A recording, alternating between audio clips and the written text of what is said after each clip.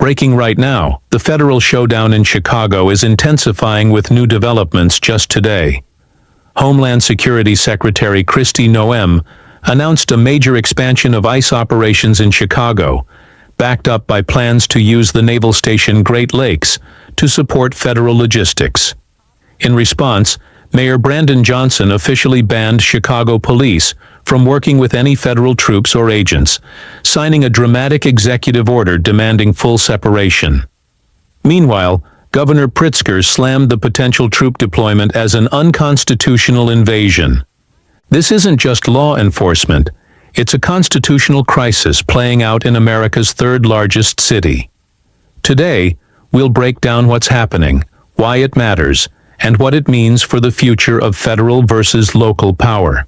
DHS Secretary Kristi Noem affirmed that ICE will significantly increase operations in Chicago.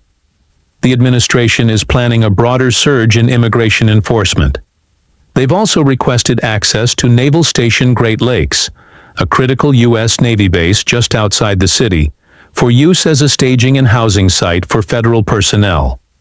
This gives the federal government substantial logistical muscle.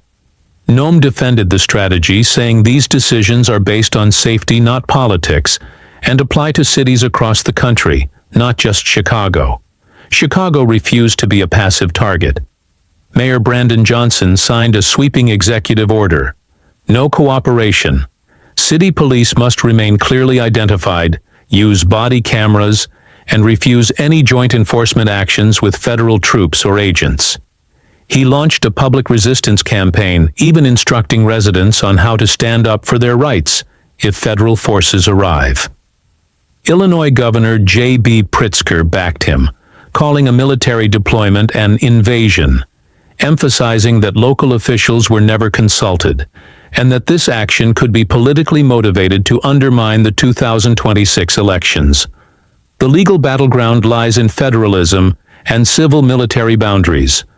The Posse Comitatus Act generally prevents military involvement in domestic policing, but the federal government may use ICE legally allowed or invoke the Insurrection Act to deploy National Guard troops under federal command, bypassing the governor.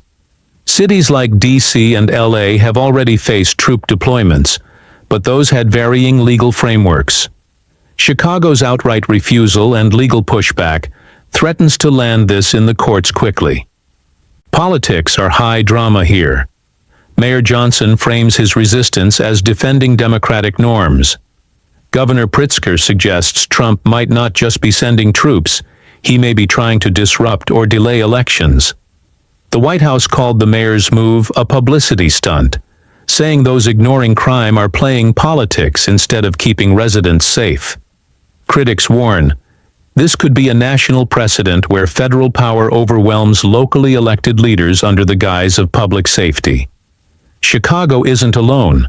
Trump previously deployed troops in Washington, D.C., under federal control, federalized local police.